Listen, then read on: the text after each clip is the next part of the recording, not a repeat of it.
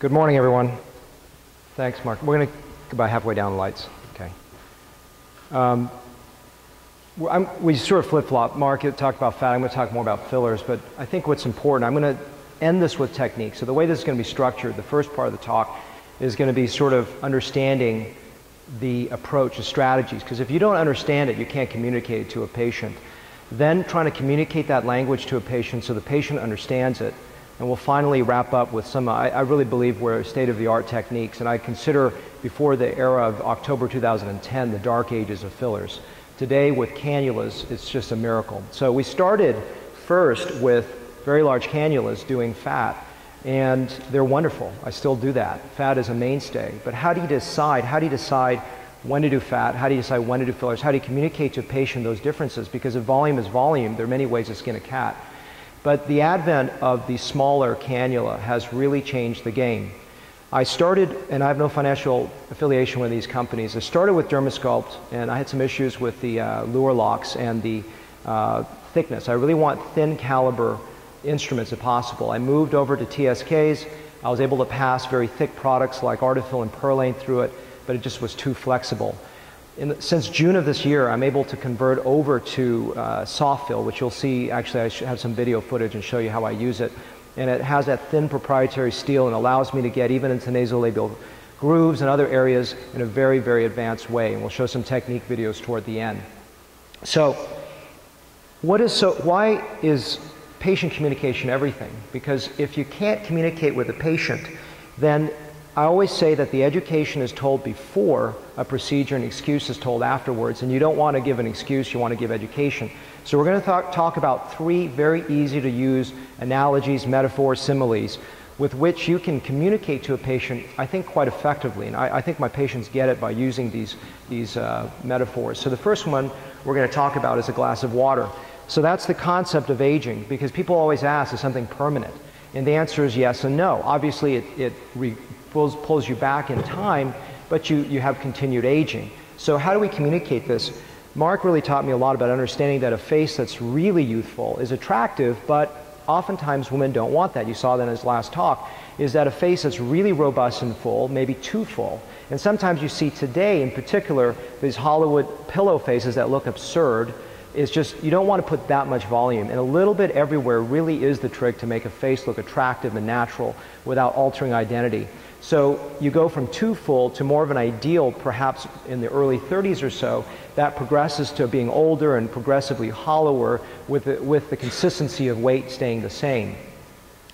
So how do I communicate to a patient? Well, I don't believe fat grafting is perfect. It can't. I mean, if you try to tell a patient, I'm going to eliminate your tear trough, your nasolabial grooves will be gone, you'll have a perfect brow shape after a fat transfer, well, there's variability. You heard there's variability in take. No matter what technique you use, there's some variability. And you don't want to have to go back and fill it 16 times, because then you may overfill the patient. You may still have variability.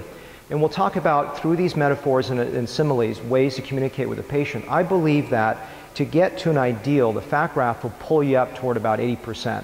And 20% is going to be fillers, where at a year I go back and touch them up. So I'm going to show you results that I've done with fillers, with fat grafting, and with both. So you understand the differences. That makes sense to me. I like to do fillers in someone more youthful because it's cost effective, and we'll talk about that. And when someone gets older, why use fat? Because when you have to really put in 40, 50 cc's of fillers or other thing to get you there, it's very, very difficult in terms of cost, especially if you're using more durable products like Artefill that can be quite expensive.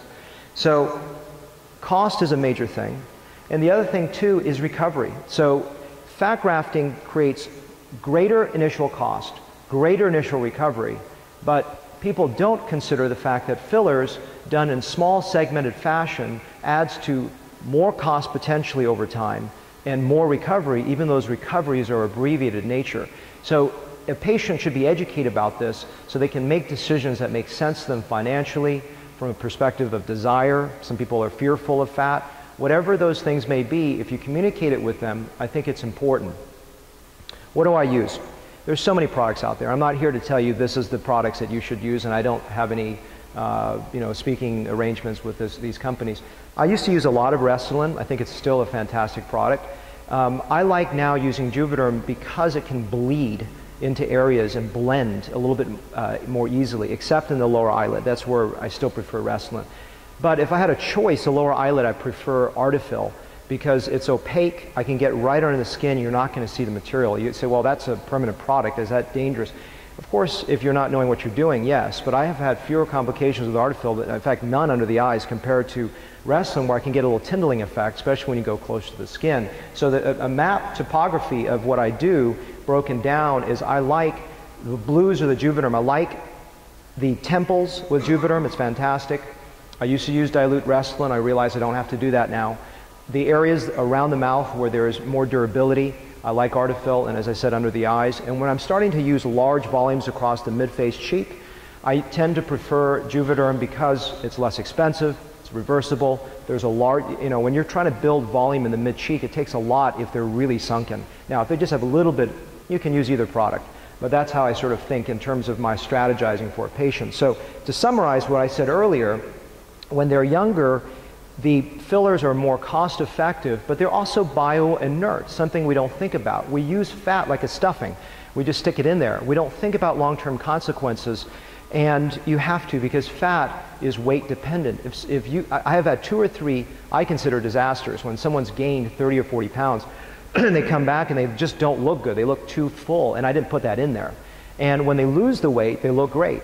And so that's one thing that I always encourage you to understand, is that a lot of people say, well, you're 20 years old, let's stuff this up. I was in Colombia, in Bogota, lecturing in 2007, and I said, you know, be careful when you're using it to replace like trauma, like, oh, here's a mandible, I just stuff it with fat.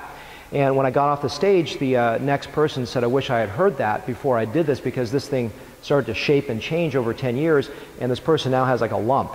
So you want to be very careful of using fat as a bio-inert substance, because it's not. It's bioactive. It's actually, it's a graft. It truly, truly is a graft.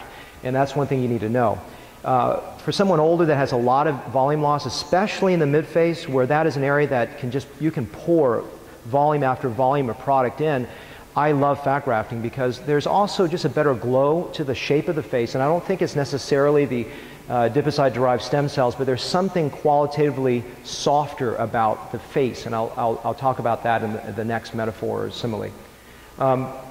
The face like a bed. So this is another just a way to communicate with a patient. If it doesn't work for you, doesn't make sense to you, don't use it. But this is what I like to use. So it's broken down, a bed, into sheets, a duvet, and a mattress. So I know the duvet typically rests above the sheets, but for the sake of argument, this is the way I strategize things. So the mattress is fat, because fat is placed distal to the skin. It's far away. It's not placed right on the skin. You start placing it right on the skin, I think you get problems. I've had some of my colleagues that said, hey, Samuel, I put my fat right up to the ciliary margin.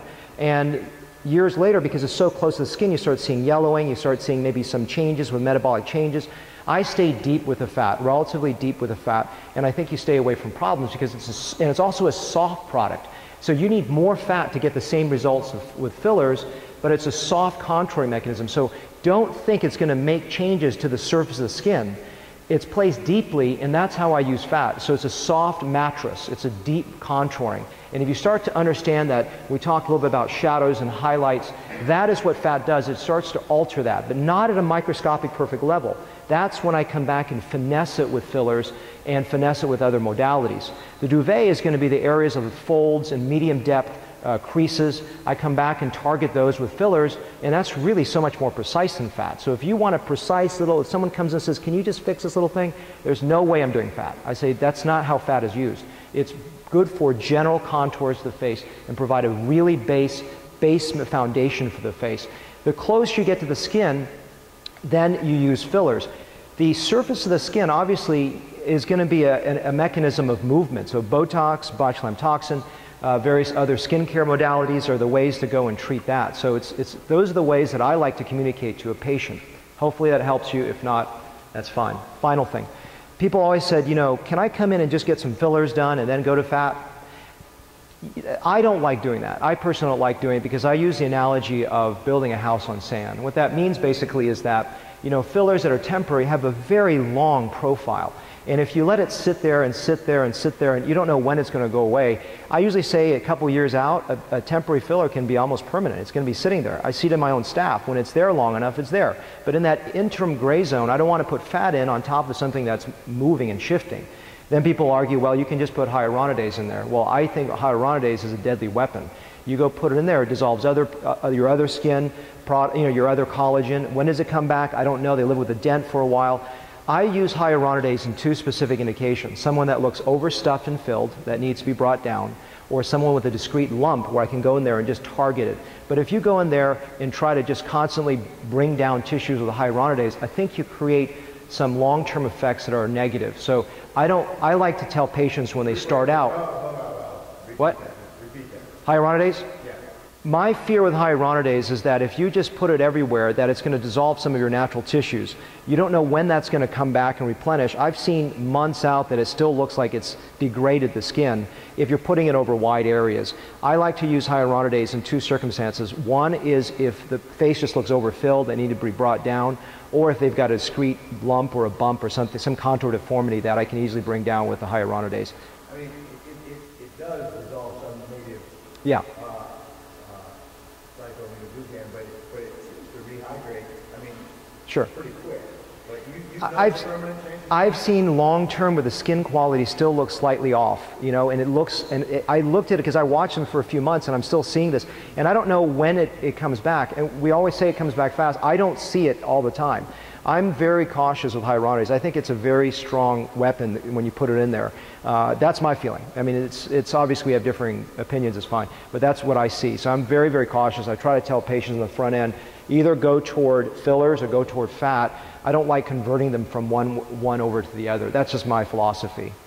So the other option here is to put fat on top of fat, the touch-up. I think that's fine. But the caveat is really, a lot of times we go and touch it up, and we touch it up, and we touch it up, and we're still not perfect enough because we don't conceptualize that fat is a soft modality. It's not going to create these little nice changes that we can get with fillers nowadays, especially using cannulas.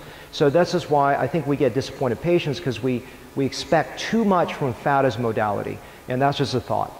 Now, if you're putting fat on top of permanent fillers, that makes sense. To me, it's also very expensive. If you're using durable products, you build that up, and then at some point, they don't need a fat graft anymore because they've already had so much built up. So this is not a preferred way, but it's safe in my opinion. And then permanent fillers or fat is my preferred treatment, which is a patient coming into me, getting a fat graft, getting a very good result, and then toward a year coming back and getting a small touch-up with Artefill or some small treatment like that to bring them where I would like them to be. So I use fat as that ability to bring a patient up to where I want them to be, and then I manage them on a yearly basis with a little bit of filler. That's my preferred strategy to address a patient. It may not be yours, but this is how I like to do things. 3 ways to talk about the face, 3 ways to think about aging, 3 ways to communicate with patients. You can pick and choose what works for you if it makes sense to you. This is a lady at 35 and then 41. This is all done with fillers. She's very gaunt. So this is a way that today, because I have cannulas, I can build the brow, I can build the temple, I can build the nasolabial group, I can build all these little areas that were much harder when I just had needles without making someone have significant morbidity and recovery time. Here's a lady that is about a year out from fat transfer. You can see it's a good but not a great result. There are certain subtle areas like the tear troughs, temples, little areas that could be enhanced better. But overall, she was very happy. So I came back, did a little bit of a touch-up. This is from fat transfer to touch-up, and you can see just a little bit better enhancement. And then this is from beginning to end. You can see overall a softer result using both modalities to get there. Here's a lady after a fat transfer. These are all long-term, at least 1 year out from fat transfer. You can see it's a good improvement, but it's not as precise as I would like it to be. And if you go back and you just finesse it with a little bit of fillers, you can get it even better, you know, much more targeted, focused. And then if you see from beginning to end, I think there's a good leap upwards. And so if you tell patients beforehand, they won't be thinking you're charging them for extra for fillers. It's a way for me to get the best results in my hands, at least. So I end this talk. I'm sorry, I just went through some of the slide views were redundant, so I went through each technique. I end with the idea of seeing the big picture. So we heard Mark talk about blink. I really believe that's the case. Just take a step back as you're designing. Don't get lost in the forest of the trees.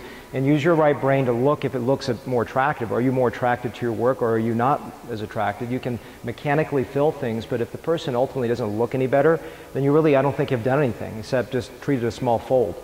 So use your right brain as you work, and I think it's really, really important.